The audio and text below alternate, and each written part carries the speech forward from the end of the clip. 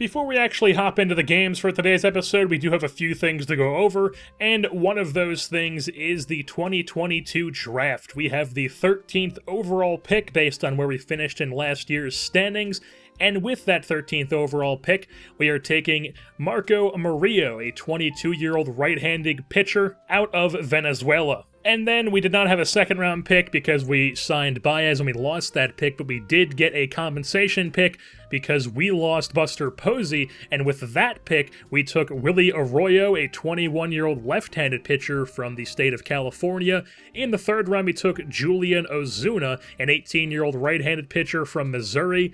And then in the fourth round, an interesting pick, we took Steve Ullman, an 18-year-old outfielder from Texas who is the younger brother of Tom Ullman. If you've been on this channel for a while, you remember Tom Ullman from the MLB 15 franchise that I did with the New York Yankees. He was our DH/first baseman for a few seasons, and he was a vital part of that franchise. First brings up who else but Tom Ullman, who takes the 0-2 pitch oppo into the right field seats, and that's a walk-off home run for the New York Yankees. Tom Ullman, 2 doubles and a walk-off home run on the day. Have a day, young fella.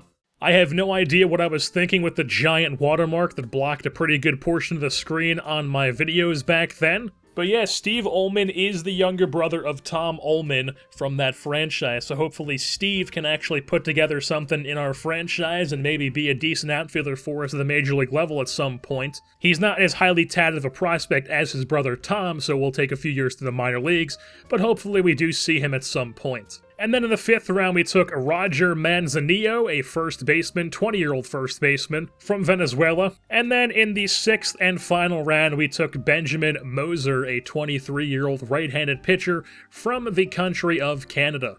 We did make a couple roster moves, both of them in the bullpen. The first one being Josh James was waived, and he did indeed clear waivers, so he will be going down to AAA Sacramento. But in the big leagues, he was performing very poorly, as you got a glimpse of in the last episode where he gave up the walk-off home run to the Rockies.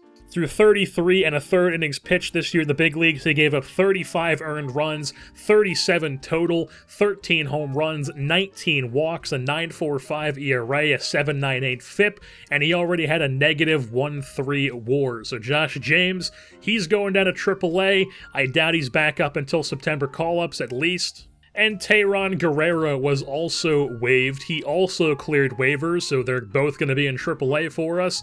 Guerrero wasn't nearly as bad as James, but I still felt like we could do better in our bullpen. Guerrero, through 26 innings pitched, had 4.15 ERA and a 5.46 FIP. And like I said, I felt like we could do better, so we called up 2 guys from AAA, the first one being Jason Tupman, who was our third-round pick in the 2020 draft. He tore it up in his first professional season last year in AA and AAA, and he was pitching very well in AAA this year, so Jason Tupman is now going to be in the big league club. He is also wearing number 47 at the major league level. And Jay Groom is back. He has been promoted back to the big leagues. He is in the bullpen at the moment, but he will be getting a start against the Braves later on in this episode. It's also worth mentioning that Javi Baez is starting to figure things out for us. He got off to a pretty slow start to the year, but he's really starting to pick things up now. His OPS is up to 792 when it was a sub 700, so that is good to see. If we're going to compete, which we are trying to do here, we definitely need Baez to be performing like we know that he can perform for us. The Giants are traveling out to the Windy City to take on the Cubs in a day game at Wrigley Field. The Cubbies are sending out the young right-hander Dwayne Underwood Jr., making his 7th start of the season, and he'll be opposed by Derek Rodriguez, making his 11th start for the Giants. He's had a pretty good season so far. Take a look at the Giants lineup 1-2-9, as well as the opposing Cubs lineup. We'll start things off in the top half of the first inning. Jock Peterson, with 10 home runs on the season, comes up with 1 out in the inning, and he puts a charge into one into right field. That's going to be over the fence. You can kiss that baby goodbye. A first inning home run, 11 on the year now for Peterson, gives the Giants a 1-0 lead. Then in the bottom of the first, Anthony Rizzo would go down swinging, as well as Chris Bryant. D-Rod slicing him up in the bottom of the first. Top of the third now, Javier Baez against his former team hits a ball into center field, and he's robbed by his former teammate Almora with a diving catch that would end the inning. We move on to the bottom of the third now, where Marwin Gonzalez is whiffing through the fastball for out number 1. And then out number 2 would be Dwayne Underwood having no chance on the big D-Rod breaking ball. So top of the fourth inning now, Aaron Altair hits a ball down the right field line, just lands barely fair. Jason Hayward actually has some trouble with it in the corner, and Altair is able to get into third base with a triple because of that. So he's in scoring position, very easy scoring position, and then Shane Peterson hits a ball right at Almora in center field. It is deep enough to tag up Altair as the Giants take a 2-0 lead. Bottom of the sixth now, runner on first. Anthony Rizzo hits a chopper over to first. It's a 3-6-3 double play. 2 down in the inning, and then Chris Bryant would swing through a two-seamer on the hands, and D-Rod gets out of the inning unscathed. On to the bottom of the seventh now, where Ian Happ is going to hit a blooper, or a high fly ball, I should say, into right field. And then Ramos tries to make the diving play, but it's going to be off his glove, so Happ's on second base, credited with a double. After that, Contreras grounds at the second base, moves the runner over. So runner on third with 1 out brings up Jed Jorko, who hits a ball into center field. It's going to be deep enough to tag up Happ. Lead is cut in half. It's now a 2-1 ball game. Kyle Ryan, the lefty, then comes on for the Cubs out of the pen in the 8th inning. He throws one pitch. It's a meatball to Elliot Ramos, and he loves him some meatballs. Hits that one into the bleachers in left field. A long home run for Ramos. Continues the tear he's been on to start his season. Puts the Giants up 3-1, and then Jason Tuchman makes his Major League debut in the bottom of the 8th. First batter, David Bodie, who came on as a defensive replacement, whiffing through the fastball, strike 3. And then for the third and final out of the inning, it is Almora going down on a strikeout. So 2 strikeouts for Tuchman in his first appearance. Chaz Rowe, the former Giant, then comes on to face his former team. And then with 2 outs, he would get a ground ball from Joey Bart, but that's not going to be caught as it's a past the diving glove of Bodie playing shortstop. And Peter Mooney then comes to the plate and smacks a ball down the left field line into the corner. Joey Bart, not the fastest guy, but he's going to bust his butt around the bases, and he slides in for an RBI double for Peter Mooney. 4-1 ball game. Iglesias then comes on to try to make the save since Morante has pitched so much as of recently. They're trying to give him a rest, but Iglesias gets himself into some trouble. Walks Rizzo. After that, a ground ball gets past Turner into left field for a single, so it's first and second. Nobody out for the Cubs. Brings up Ian Happ. Hits a chopper right back to Iglesias. Tries to turn 2 with it. Instead, the ball's going into center field. A run will come in to score. The lead is cut in half, 4-2 now. And the Giants say, we are not messing around. Reyes Moranta comes in with first and second. And nobody out. Gets 2 quick outs. And then he would get Zagunis, the pinch hitter, to pop up into foul territory as he works the save. And the Giants do escape the trouble in the ninth to win this game 4-2 over the Cubs here at Wrigley Field. Derek Rodriguez gets player of the game honors. He was lights out today, 7 innings strong, struck out 8, only gave up 3 hits, 1 run, and 1 walk. Elliot Ramos had a great day as well, 2 hits on the day, a home run and a double. Jock Peterson had a 11th home run of the season on his only hit. He extends his lead for the Giants in home runs. Giants back in San Fran playing host to the Atlanta Braves, who have not had the greatest 2022 campaign, but they are going to be sending out Touki Toussaint in this game, making his first start of the 2022 season, and he'll be opposed by Jay Groom, also making his first start of this season. Just recently called up from AAA Sacramento. There you have the Giants lineup 1-9, as well as the opposing Braves lineup. Start things off bottom half of the first inning. Jock Peterson comes up in the first with 1 out again, and I don't think he missed this one either. Another first inning home run for Jock. This one 460 feet to dead center field, extends his team lead, and it's a 1-0 lead. We move on to the bottom of the second, where Franklin Barreto, 2-0 count with 2 outs, punches one out to right field to keep the inning alive. Then the pitcher, Jay Groom, comes up, the hit and run is on, and Groom executes it to perfection hits the ball right where the shortstop Dansby Swanson was moving away, so Barreto goes to third, and then Elliot Ramos gets a hold of one on the first pitch, sends it out to right center field, and that's going to carry over the fence. A 3-run shot for Elliot Ramos. He continues to play well for the Giants here in this season. 4-0 is the lead. Top of the third now, and Groom starts to pick it up. Strikes out Toussaint there for the first down. After that, it would be a ground ball from Inciarte over at Fuentes. He makes the nice sliding play at first base. After that, Swanson is whipping through the 96-mile-an-hour up and in cheese for the third out of the inning. On to the top of the fourth now. 2 runners on, 2 outs. Gomes hits a ground ball over to Barreto. The jump throw from foul territory in plenty of time. What a throw from Barreto. On to the bottom of the fourth, I should say, where Tetsudo Yamada gets a hold of one, immediately tosses the ball in the air. A long home run for Yamada makes it a 5-0 lead for the Giants. On to the top of the sixth now. Runner on for Freddie Freeman, gets a pitch on the hands, and he handles it as well as anybody could. Sends this into McCovey's Cove. That's a splash hit. 5-2 is the score now. Groom pissed off about it, but he responds as well as anybody could, strikes out Johan Camargo, and then after that, it's Ozzy Albies. He's locked up on the trailing away running fastball at the top of the zone. Top of the seventh now, Duvall's going down swinging for the second out, and then for the next batter up is the pinch hitter Austin Riley. He's also going to go down swinging.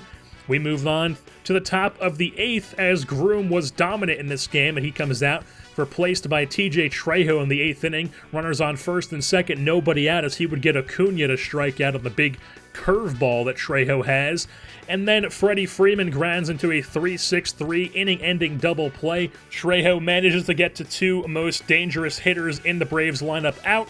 And then Reyes Maranta came on in the top of the ninth looking for the save, and he would get just that. Works a quick 1-2-3 inning, topped off by a flyout from Yan Gomes, as that is the ball game. The Giants win this one over the Braves by a score of 5-2 here at home. Jay Groom really making his case to be in that starting rotation. He went 7 innings strong, struck out 10 batters, only gave up 2 earned runs on the 1 mistake that he had to Freddie Freeman, and it wasn't even really a mistake, it was just the guy handled the up and in fastball. Good pitch, it's just Freddie Freeman is Freddie Freeman, while Elliot Ramos, Tetsudo Yamada, and Jock Peterson all homered on the day for San Fran. And the Giants have been playing so well as of recently. They are currently in third place in the NL West with a winning record at 29-28, only 4.5 games out of first place in the NL West, which is currently held by the Rockies. Giants are also only 3.5 games out of the NL Wild Card, so we are still very much in the hunt here, as we are about in mid-June. And since we are very much in the hunt here, we are going to make some more roster moves because we are trying to win ball games. We cannot rely on people who are not performing. Shane Peterson is one of them. Unfortunately, after having a great season for us last year, has not been able to pick it up this year, so he's been sent down to AAA. Maybe he'll be back soon if he really tears things up in AAA, but as of right now, he's being sent down to Sacramento. And Gilberto Fuentes is getting a shot at being the everyday first baseman against right-handed pitching because he's been on a bit of a hot streak recently, and hopefully with more consistent playing time, he will be able to continue to hit well for us. Also, Stuart Fairchild has been called up from AAA Sacramento. He is going to be playing left field against left-handed pitching. He is a guy who has great ratings against left-handed pitching, pretty decent ratings against righty, good defensive player, decent speed. He just hasn't really ever gotten a shot for us at the major league level more than just like a month in September in the first season that we traded for him, where we acquired him for Greg Holland when we sent him to the Reds one trade deadline. And you may be asking yourself, why don't you just play McCutchen against lefties? He has pretty good ratings against lefties, and that's what you signed him for, and that is correct, but he has not been performing well, unfortunately. He has a sub-700 OPS. He's been playing some against righties, mostly against lefties, and he just hasn't really done well at all. And like I said, we are trying to win games here, so I figured Stuart Fairchild was absolutely tearing it up playing every day in AAA, so why not give him a chance to play in the big leagues? Also, Jay Groom, it has been decided that he is moving to the starting rotation as the number 5 starter to take Sean Anderson's spot, who is moving to the long reliever role in the bullpen. And Jock Peterson, now with 15 home runs on the season, is among the league leaders in the National League for home runs. He has been on fire as of recently, has bumped his OPS all the way up to 867. Giants playing host to the Fish, the Miami Marlins, sitting at 1937, coming to San Fran. They're going to be sending out an 80-grade name in Sixto Sanchez, making his 12th start of the season. Hasn't had the greatest season stats-wise, though, and he'll be opposed by Dylan Bundy, who has had a very good season stats-wise. He's been very impressive in his first season with the Giants. There you have the Giants lineup, and there you have the Marlins lineup. Start things off top half of the second. No first-inning home run for Peterson in this ball game, but Bundy is going to strike out Butler for the first out, and then Jorge Alfaro rising the ladder on him, or climbing the ladder, I should say, for the second out, and then the third out after a single would be Ozuna swinging out on the slider.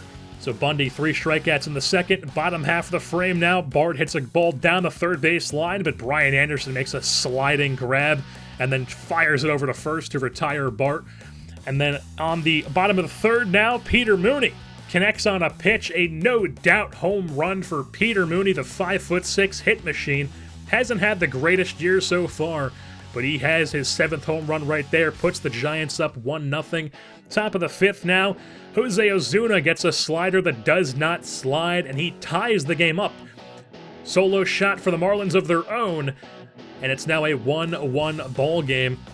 We move things on to the bottom of the 5th now. Joey Bart is going to hit it down the third base line once again, but he's going to get it in the air and hit it much harder, so this one's going to get up into the corner. He has to hustle into second. He does just that, slides head first. He's got himself a 2-bagger, and then who else but Peter Mooney's going to drive him in. Bloops one into left center field. Bart hustling around third. He's going to score. RBI single for Mooney makes it a 2-1 ball game. Giants back in the lead, and now that bullpen comes on to dominate. Tanner Scott strikes out Alfaro, 98 miles an hour on the fastball. After that, it would be Gabby Guerrero looking on the slider. Can't believe it. He's locked up. Raisel Iglesias then comes on for the 8th inning. First batter up would be Ozuna, chasing the slider for out number 1. After that, it would be Justin Williams, whiffing through the changeup, looking silly on his swing.